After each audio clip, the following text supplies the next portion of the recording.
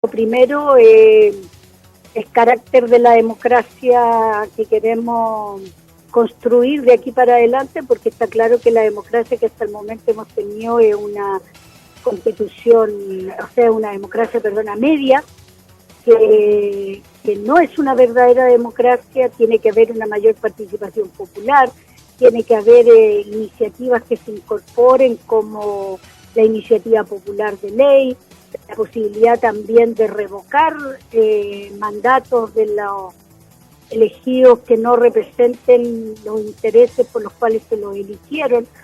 En segundo lugar, hay que discutir muy bien el carácter del gobierno que queremos construir. Ya, bueno, se ha hablado mucho de que en Chile tenemos un excesivo presidencialismo, efectivamente un autoritarismo que viene de esta constitución hecha por Pinochet. Para él esta concepción del Estado autoritario era muy importante, y por tanto lo que necesitamos es una constitución más participativa, donde el pueblo pueda expresarse de distintas maneras, donde se termine con esta especie de veto que existe a que las organizaciones sociales, los dirigentes gremiales puedan participar en política. Eso es lo que ha llevado a la situación en la cual estamos, a hacer esta falsa separación, este falso gremialismo. Y al contrario, hay que politizar a la sociedad en el buen sentido de la palabra, para educar al pueblo, para que ellos puedan defender su interés. Julio Urquietas añadió que la futura Carta Magna debe contar con un capítulo de garantías constitucionales en materia de salud, trabajo, seguridad social, junto con establecer sanciones ejemplares para quienes violen los derechos humanos. Y por otro lado, tiene que haber un compromiso real también con los derechos humanos. No es posible que en Chile se hayan violado los derechos humanos bajo la dictadura, se sigan violando en el día de hoy. Tiene que haber una sanción que establezca la propia Constitución respecto a quienes violen los derechos humanos desde ese punto de vista. Y también toda la parte del capítulo de las garantías constitucionales. Hay mucho que decir sobre eso, ya que nos garantiza el derecho al trabajo, a la seguridad social, a la salud, a la educación, que son las principales demandas de los chilenos. Y las principales demandas de los chilenos están en la posibilidad de que los derechos sean reales, tangibles, y que puedan estar al acceso de todo, y terminemos con esta sociedad desigual, en la cual excluyente, donde unos pocos se apoderan de la riqueza de la gran mayoría, y la gran mayoría vive en condiciones de pobreza y paupérrimas. Eso es lo que más nos duele a todos los chilenos, y es lo que debe garantizar, no solamente con palabras, sino que también existiendo los mecanismos que permitan hacer posible esto. La abogada Julia Urquietas afirmó que la oposición tiene el enorme desafío de obtener los 2/3 de constituyentes y el de plasmar esa unidad a nivel de contenidos, siendo así capaces de construir un nuevo tipo de democracia sin el modelo económico neoliberal. Los personajes que hacen noticia, entre telones. El Tribunal Constitucional acogió hoy el requerimiento presentado por un grupo de parlamentarios de la derecha de Chile Vamos y declaró inconstitucional el artículo que declara el negacionismo como delito, el cual fue aprobado en la Cámara de Diputados el pasado 22 de septiembre. El Tribunal Constitucional consideró que este debió ser aprobado con quórum calificado y no simple. Aquello fue acordado por 9 votos contra 1. También se confirmó por 5 votos a 5 con voto dirimente que el artículo está fuera de ideas matrices de proyecto de ley que refiere a la incitación al odio. La iniciativa que se discute en el Senado busca modificar el Código Penal y sancionar a quienes nieguen que en Chile se violaron los derechos humanos durante la dictadura militar. La sanción incluye la pena de presidio entre 541 días a 3 años y multa de 40 a 60 UTM. Fueron los diputados de la derecha, Camila Flores, Luis Pardo, Osvaldo Urrutia, Francisco Undurraga, quienes presentaron ante el tribunal el escrito suscrito por 56 parlamentarios del bloque, argumentando que la iniciativa coarta la libertad de expresión y que su aprobación en la Cámara no se pegó a las normas del quórum calificado. Los legisladores manifestaron que el proyecto vulneraría el artículo 19 de la Constitución Política en sus numerales 2, 3, 12, 26, como también el artículo 69. Este último debido a que el proyecto se se le habían ingresado modificaciones que no tenían relación directa con su idea matriz, argumentaron. Esta es una ley que establece censura previa que obligaría a los medios de comunicación a revisar todas sus declaraciones, señalaron estos parlamentarios.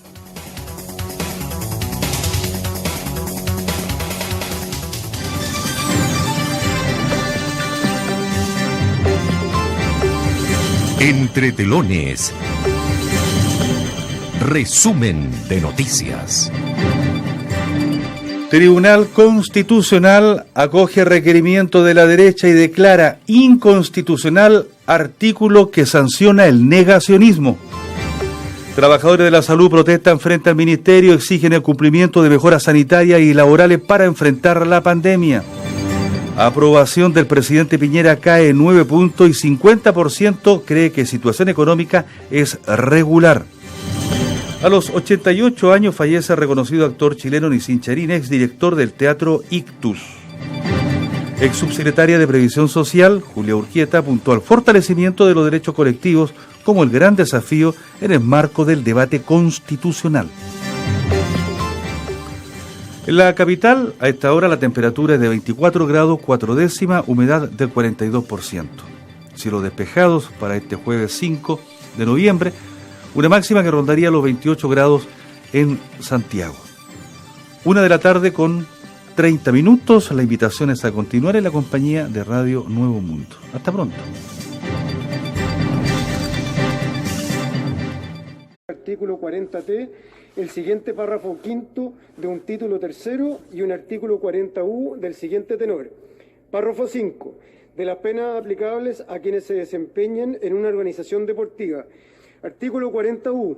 Si las conductas descritas en los artículos 287 bis, 287 ter, 467, 467 3 bis, 463 ter, 473 del Código Penal son realizadas por quienes desempeñen algún tipo de función en una organización deportiva, cualquiera sea de su denominación. La pena asignada al delito respectivo deberá imponerse conjuntamente con la pena accesoria de inhabilitación absoluta y perpetua para ejercer cargos, empleos, oficios o profesiones en organizaciones deportivas. Esta pena produce, primero, la privación de todos los cargos, empleos, oficios y profesiones ejercidos en organizaciones deportivas. Segundo, la incapacidad para obtener los cargos, empleos, oficios y profesiones en organizaciones deportivas perpetuamente.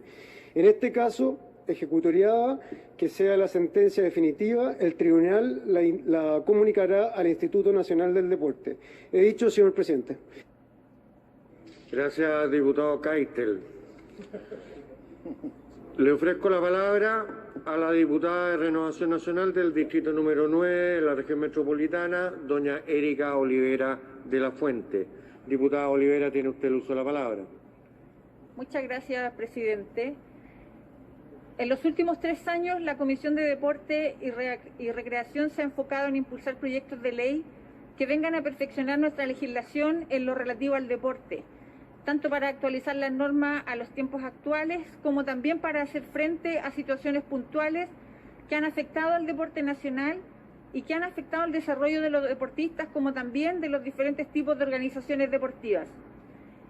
En el mismo sentido que la semana pasada aprobamos el proyecto de ley en materia de incompatibilidades del cargo de director de la Federación de Fútbol y de inhabilidades para ser directores de federaciones deportivas nacionales, hoy legislamos sobre un proyecto de ley que busca imponer a quienes ejerzan funciones al interior de una organización deportiva la pena accesoria de inhabilitación absoluta perpetua para el desempeño de tales cargos o funciones, en caso de incurrir en los delitos que indica.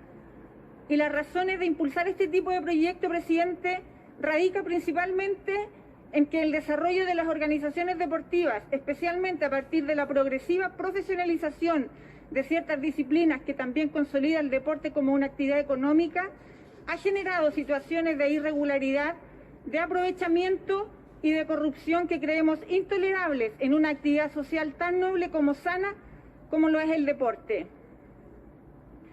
El deporte, presidente, sea en su manifestación como una actividad económica, como también una actividad recreacional, debiera inspirar los más elementales valores sociales. Quienes hemos dedicado nuestra vida al deporte así lo entendemos y defendemos, como el deporte que promueve la vida saludable, la competición en buena ley, la integración social entre todas las personas, no importando su origen ni su situación socioeconómica. Pero los peligros están presentes y hechos por todos conocidos nos han demostrado que a veces la ambición puede apoderarse incluso de aquellas nobles actividades como es el deporte. El caso de un ex dirigente del fútbol que hoy vive como testigo protegido en Estados Unidos nos demostró que la legislación en materia de deporte aún tiene aspectos relevantes en los cuales avanzar, aspectos en los cuales debemos poner nuestros esfuerzos para que se encuentren a la altura de los desafíos que la profesionalización impone. En este caso, corresponderá a la ley establecer todos los incentivos para que los dirigentes inescrupulosos, aquellos que se valen de su cargo para provecho propio, se les imponga las más duras sanciones en caso de que cometan actos de corrupción, hasta el punto de que se encuentren inhabilitados de manera perpetua para desempeñar un cargo dirigencial de similar naturaleza en el mundo del deporte. Aprovecho la oportunidad, señor presidente, de destacar la importancia de que las federaciones deportivas de nuestro país, en sus diferentes disciplinas, se encuentren acogidas a la ley de federaciones. Muchas de las obligaciones que dicha ley impone, principalmente aquellas relacionadas a llevar contabilidad y control sobre la inversión de recursos, tienen como principal fundamento la prevención de casos de mal uso de recursos, que incluso pudiesen tener connotación de delito.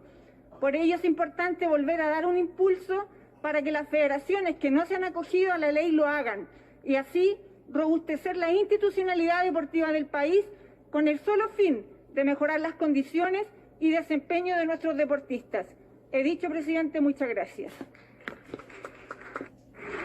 Gracias, diputada. Corresponderá el uso de la palabra al diputado de Renovación Nacional del distrito número 17 de la región del Maule, don Pablo Prieto Lorca.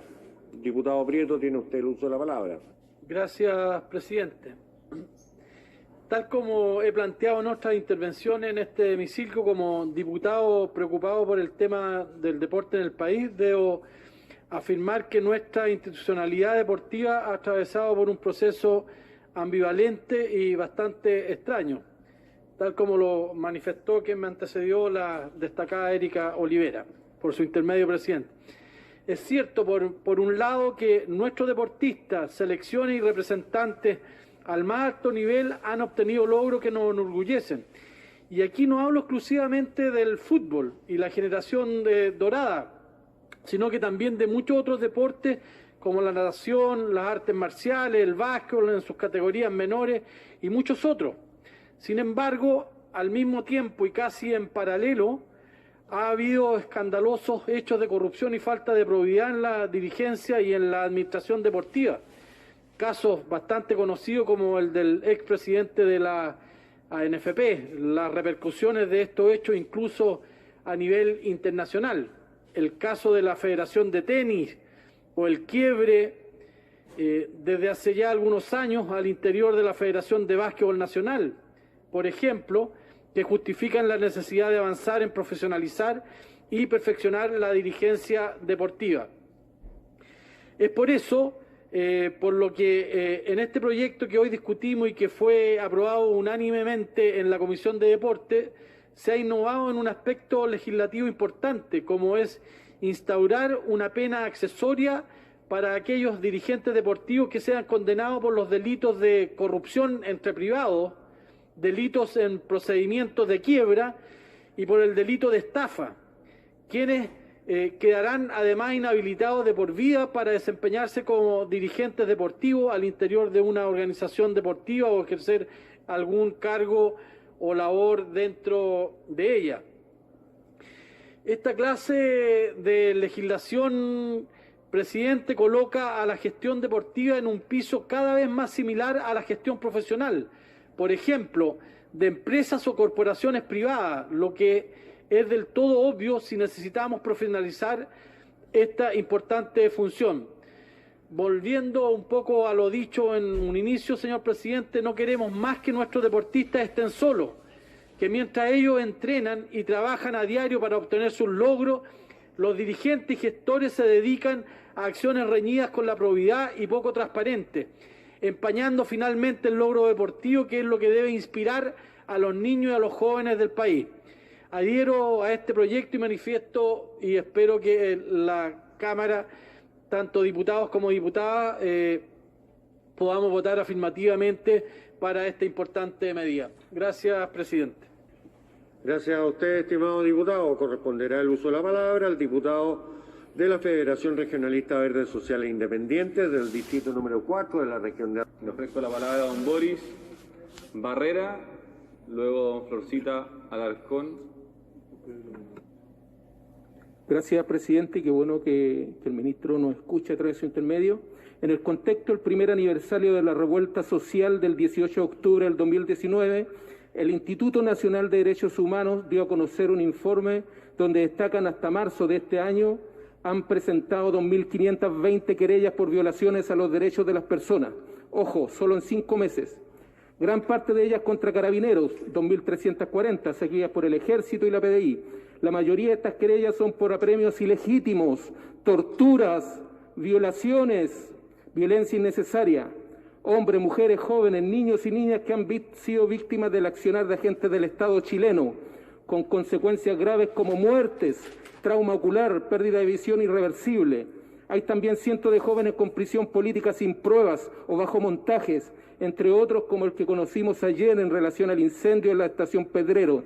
Existen otros informes como el de la Universidad de Portales o Amnistía Internacional, por solo citar algunos, porque hay varios informes internacionales que también dan cuenta de esta cruel realidad en Chile.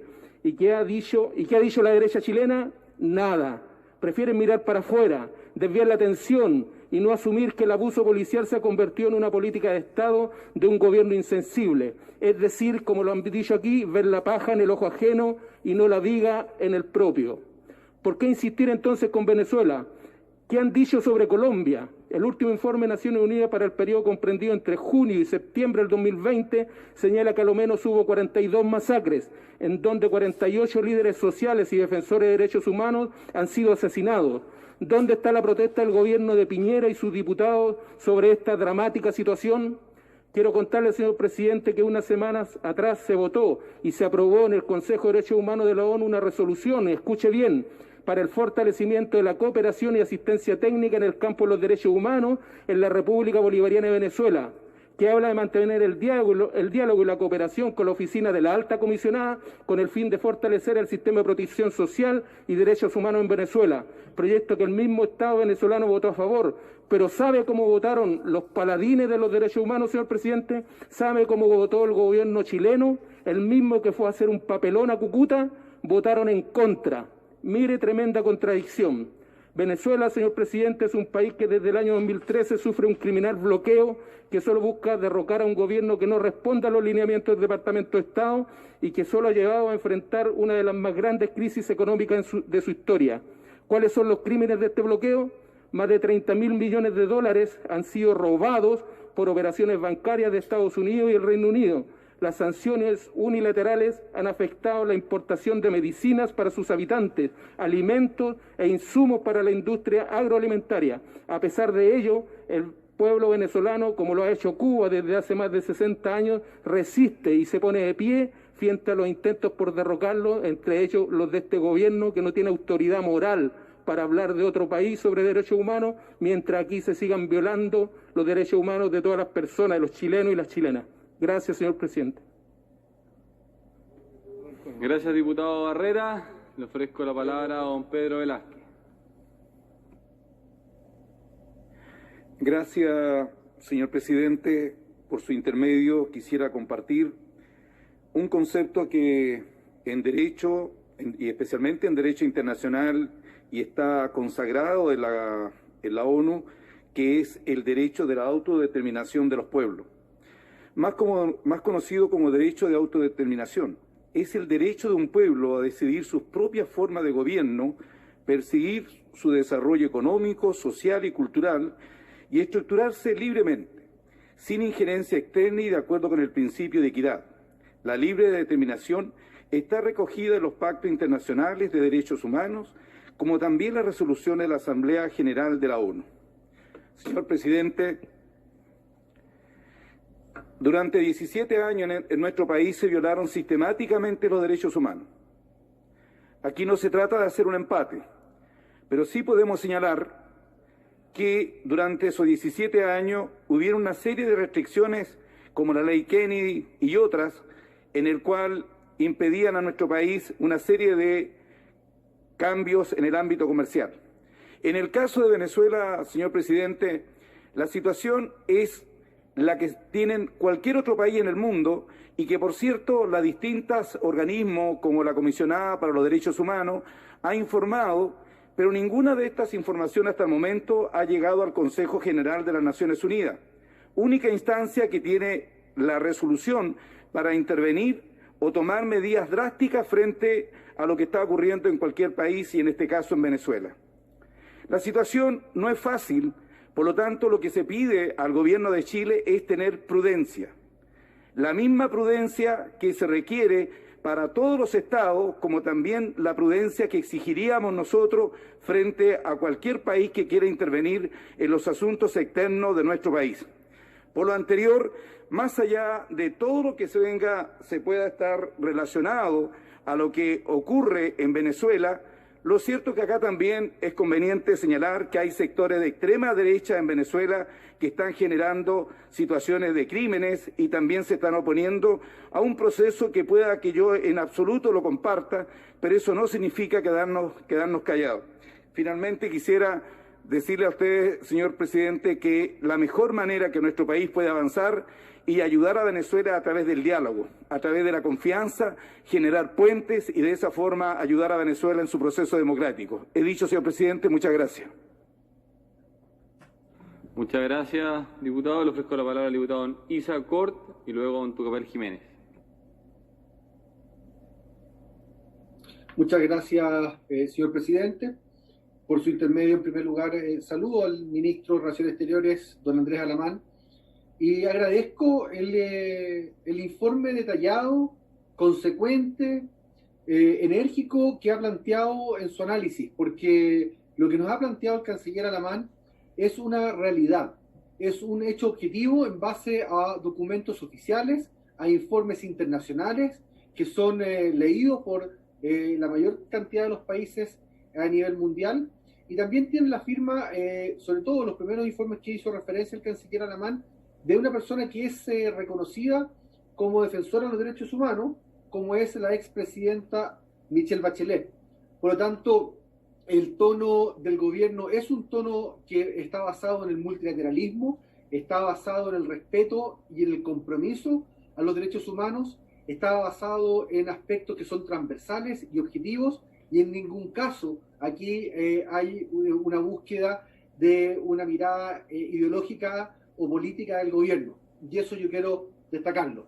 Quiero también, presidente, agradecer a quienes han convocado esta sesión especial. Creo que corresponde poder generar este tipo de oportunidades en la Cámara de Diputados. Quiero agradecer de manera particular a quien inició esta sesión, al diputado Diego Chalper, con quien compartimos el mismo distrito, el distrito 15 de la provincia de Cachapoal, y como él lo planteaba en su reflexión, basta pensar en aquellos venezolanos que viven hoy en día en nuestros distritos. El canciller lo decía al final de sus palabras, más de 450.000 habitantes es la colectividad venezolana en Chile. Bueno, yo creo que en todos los distritos tenemos venezolanos, y yo creo que es un buen ejercicio dejar de lado las pasiones políticas que nos caracterizan, sobre todo las tensiones que hemos visto este último tiempo, para poder acercarse a conversar con aquellos venezolanos que están hoy en día buscando oportunidades de trabajo, pero sobre todo buscando oportunidades de libertad. Esa gente que ha tenido que salir de su país, autoexiliarse o ser exiliados políticamente, muchos de ellos, pero para buscar una nueva vida. Y esa vida la buscan en Chile haciendo las labores que le dan la oportunidad. Sin lugar a duda que la pandemia global le está afectando a todo el mundo, y en ese sentido los venezolanos, tanto en Venezuela como aquellos que están erradicados en Latinoamérica y en el resto del mundo, no están libres de la crisis que conlleva esta pandemia. Y es por eso, presidente, que yo quiero lamentar profundamente el tono del debate con que por su intermedio el diputado Boris Barrera del Partido Comunista plantea. Ese tono desafiante, ese tono dialéctico tan propio del marxismo del siglo XX, ese marxismo que está derrocado por otras ideas, no por imposiciones, sino que en esa dialéctica en donde la tesis versus la antítesis conlleva una síntesis, la verdad las cosas que está bastante pasado de moda y sobre todo es una falta de respeto al dolor, al sufrimiento humano de muchas personas que no tienen otra oportunidad que la de tener que salir de su país. Si hace años atrás chilenos tuvieron que enfrentar la dureza del exilio, hoy en día eso no nos lleva a tener que empatar desde el punto de vista de las ideas. Y es por eso que yo hago un llamado respetuosamente al Partido Comunista a que sea mínimamente respetuoso de aquellos quienes...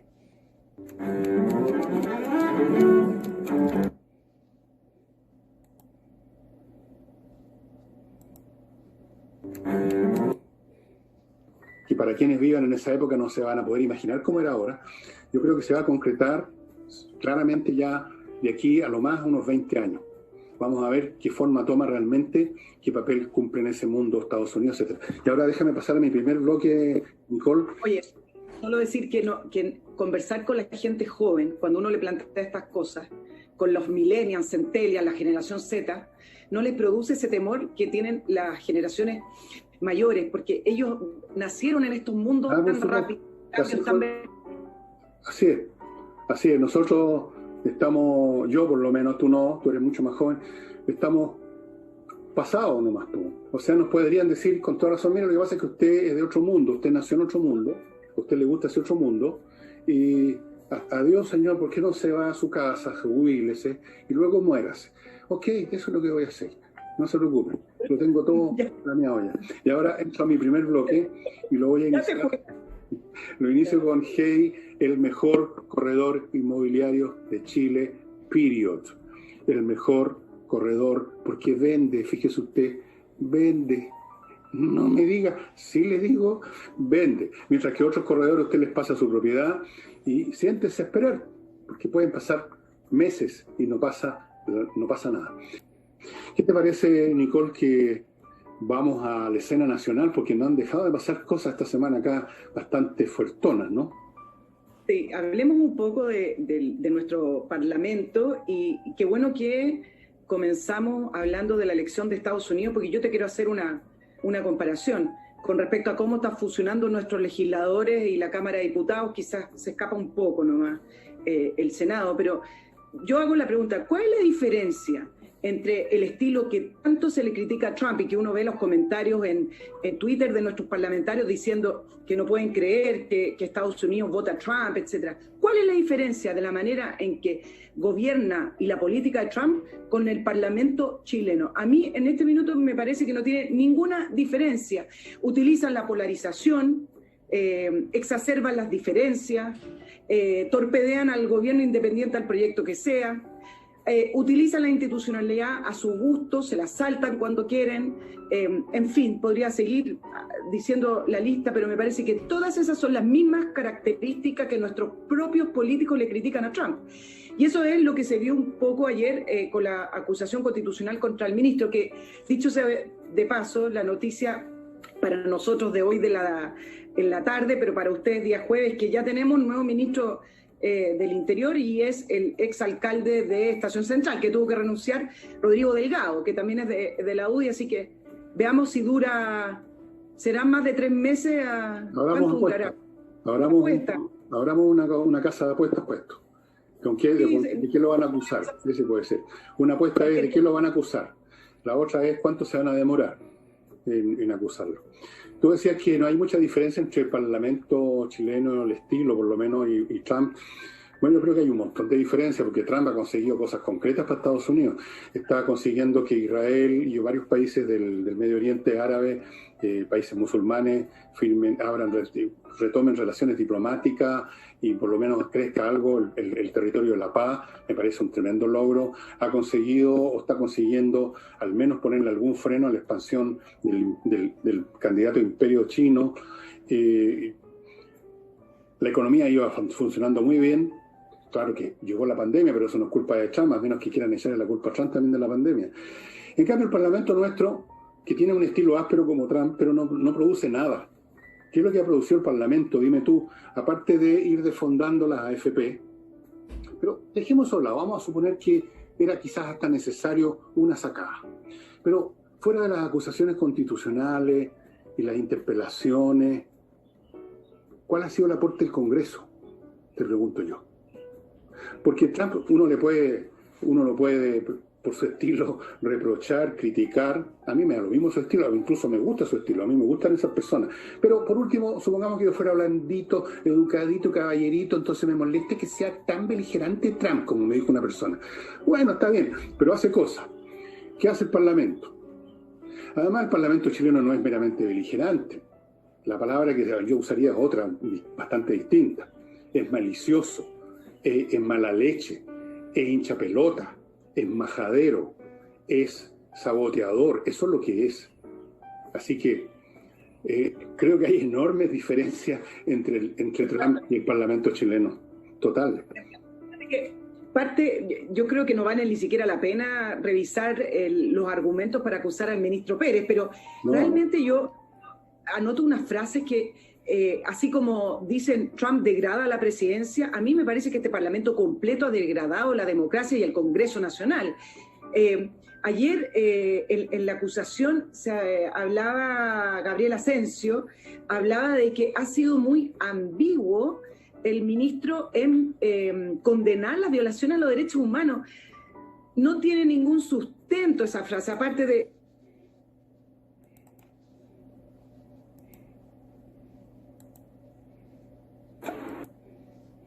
Gripe, o sea, bueno, es un poco peor que una gripe, sin duda, pero no es la peste negra.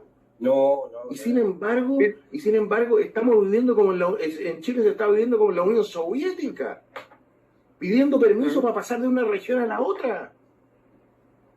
¿Se ha fijado que se detuvieron las muertes en Chile?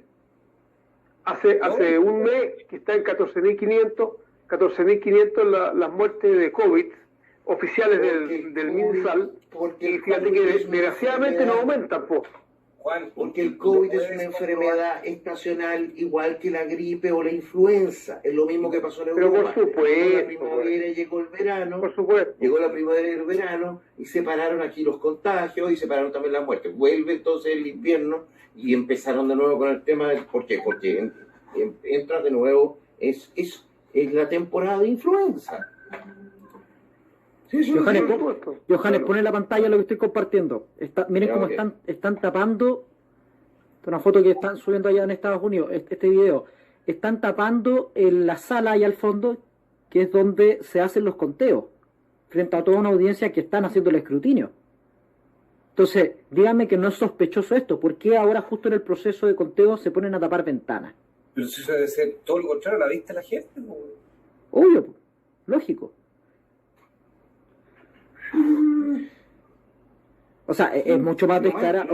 Mira, lo más extraño es lo siguiente: si tú te ves los conteos en Estados Unidos a nivel de los estados donde ha funcionado bien el conteo, resulta de que entre los afroamericanos Donald Trump ha sacado entre 27 y 28% de los votos, que es algo que no se ha visto a favor de los republicanos desde los años 60 del siglo pasado. Se dice que si los republicanos sacan más del 12% de los votos, normalmente ganan cualquier elección de los votos afroamericanos. Ha sacado una chorrera de votos latinos, mucho más de lo que había sacado Romney y otros.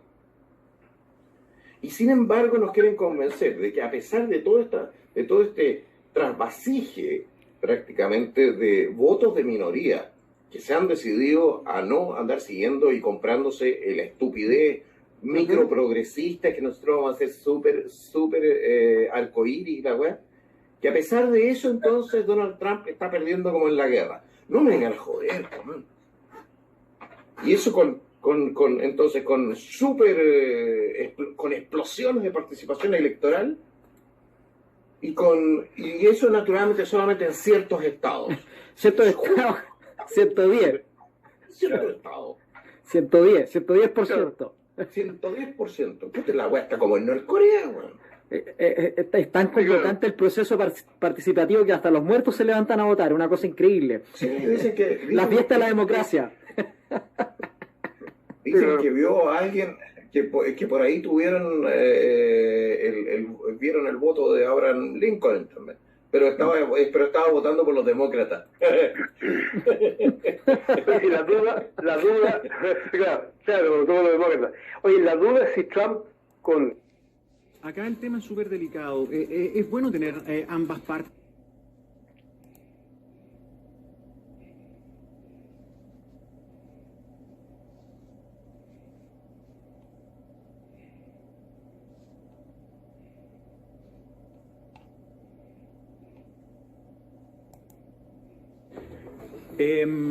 Estamos con la...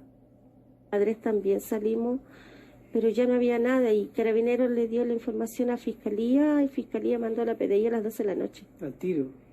O sea, a las 12 de la noche, mi hija se desaparece a las 6 de la tarde, pero ahora el Carabinero sí fue al tiro, tú dices. Ellos sí. Janet, ella venía de hacer su práctica, venía de Quintero. ¿Por qué después con el tiempo tú empezaste a averiguar de que podrían haber habido amenazas? ¿Tú empezaste a hacer tu propia investigación o no? ¿Cómo no entiendo amenazas? Lo que... En este minuto él se encuentra crítico. Las de ellos no se enteraron del operativo.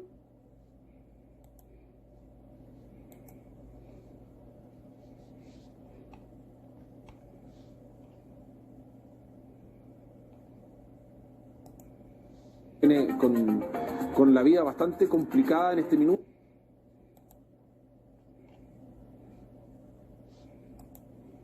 Miércoles 4 de noviembre, ¿qué acciones presentarían ustedes? ¿Cuáles son las más complejas? En este segundo retiro del 10%, Humberto, nosotros queremos establecer indicaciones para hacer que este proyecto esté bien hecho, esté bien construido, para agregarle valor al proyecto. ¿Cómo cuál? Este proyecto lo que hace es finalmente el entregar un segundo retiro, y nosotros creemos que los que deben recibir este retiro son aquellas personas que más lo necesitan. En el primer retiro del 10%, Humberto, 2/3 de las personas que lo retiraron no habían perdido, por ejemplo, su puesto de trabajo. Y nosotros creemos que es importante el poder ahora focalizarlo. ¿Y por qué? Porque aquí quedaron 3 millones de personas sin pensiones. Si lo hacemos así como está presentado hoy día, van a quedar 4,2 millones de personas sin ningún recurso para su pensión, y por lo tanto tenemos que tratar de hacerlo lo más responsable posible. No nos negamos, pero creemos de que este proyecto, presentado por la diputada Pamela Giles, tiene espacios de mejora. Ya, pero perdón, diputado, lo que le estoy entendiendo sería que, por ejemplo, una persona haya tenido que perder su fuente laboral para poder rescatar el 10%. ¿Eso me está diciendo? No, también incluso de personas que hayan visto disminuidos sus ingresos.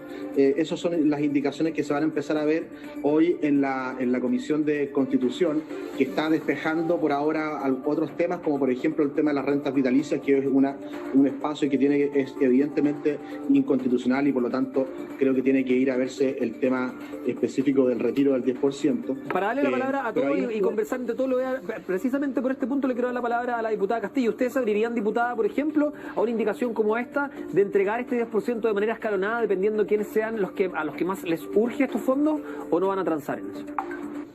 Lo que pasa, Humberto, es que una de las gracias del retiro del 10% es que es universal y que les llega a todos quienes tienen la posibilidad de retirar. Yo creo que si se empieza a hacer ese tipo de focalización, digamos, se pierde la naturaleza de lo que es el retiro del 10%, que es una forma fácil, rápida y eficiente de poder obtener los recursos. Yo creo que es al revés. Yo creo que hay que permitir que esta política sea universal y que sea, ojo, optativo para la gente, porque quien no lo necesita perfectamente puede no optar por no querer sacarlo. Diputada, y respecto a esa universalidad, ¿es universal para las personas que tienen más ahorro en la AFP? Porque también si claro. Artículo 40T, el siguiente párrafo quinto de un título tercero y un artículo 40U del siguiente tenor. Párrafo 5. De las penas aplicables a quienes se desempeñen en una organización deportiva. Artículo 40U. Si las conductas descritas en los artículos 287 bis, 287 ter, 467, 467 3 bis, 463 ter, 473 del